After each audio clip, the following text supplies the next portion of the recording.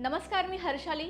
मंडळी, आपल्याला गोड खायला आवडतं, जेवल्यानंतर डेझर्ट लागतं. आपण रोज चहा, बिस्किट, मिठाई किंवा कोल्ड्रिंकच्या माध्यमातून खूप साखर घेत असतो. पण जास्त साखर खाल्ल्यामुळे वजन देखील वाढू शकतं, पिंपल्स आणि स्किन डल होऊ शकते, थकवा आणि सुस्तीसुद्धा वाढू शकते आणि डायबिटीज होण्याचे चान्सेस तर आपण नाकारूच शकत नाही. पण साखर बंद करणं एवढं पण सोपं नाहीये, पण अशक्य पण नाहीये.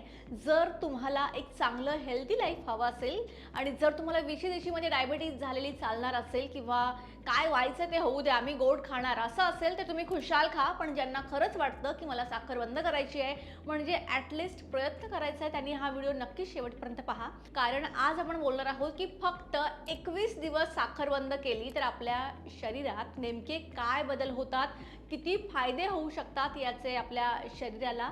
तर सगळ्यात आधी एक गोष्ट क्लिअर करते.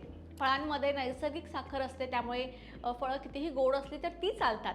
आपण ॲडेड शुगरबद्दल बोलणार आहोत, म्हणजेच काय तर चहा, बिस्किट, मिठाई, चॉकलेट, सॉफ्ट ड्रिंक्स यामधली साखर याबद्दल आपण बोलणार आहे. आणि एक कायम लक्षात ठेवा, आपलं शरीर हे आपल्या हातात असतं, आपलं मन आपल्या हातात असतं. आपण त्याला जसं हवं तसं वळवू शकतं आणि तसं ते वळतं सुद्धा.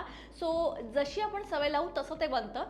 पण तुम्हाला ते इथून वाटलं पाहिजे की मला हे करायचं आहे. सो साखर बंद केल्यावर नेमकं काय होतं ते पाहूयात. पहिल्या 3-4 दिवसात काय होतं, तुम्हाला असं वाटेल की का मी साखर बंद केली, याला काय अर्थ आहे, साखरेशिवाय चहा कोण कसं पिऊ शकतं. कारण तुम्ही अचानक साखर बंद केलेली असते. सो पहिल्या काही दिवसात तुमचं शरीर वेगळं रिॲक्ट करेल. काही लोकांना थोडा थकवा जाणवेल, गोड खाण्याची क्रेविंग्स होतील किंवा हलकी चिडचिड होईल. कारण आपलं शरीर हे पूर्णपणे साखरेवर डिपेंडंट झालेलं असतं.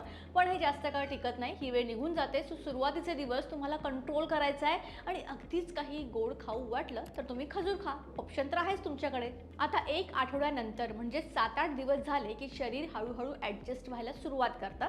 अचानक एनर्जी म्हणजे ऊर्जा वाढल्यासारखं वाटू शकतं.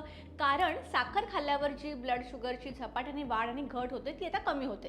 त्यामुळे दिवसभर एनर्जी टिकून राहते आणि थकवा येणं कमी होत जातं. 10 ते 14 दिवसानंतर काय होतं तर 2 आठवड्यांच्या आसपास एक गोष्ट अनेक लोकांना जाणवते, ती म्हणजे स्किन थोडी क्लिअर दिसायला लागते. कोणतीही ट्रीटमेंट न करता. खूप जास्त साखर खाल्ल्यामुळे शरीरामध्ये इन्फ्लेमेशन वाढू शकतं. म्हणजेच काय तर काही रासायनिक बदल होतात, ज्यामुळे काहींची स्किन अचानक डल वाटते किंवा काहींना पिंपल्सचा त्रास होतो. म्हणजे साखर अति घेतल्यानंतर आणि साखर कमी केल्यावर हे सगळं अचानक कमी व्हायला सुरुवात होते आणि स्किन आपली फ्रेश दिसायला लागते.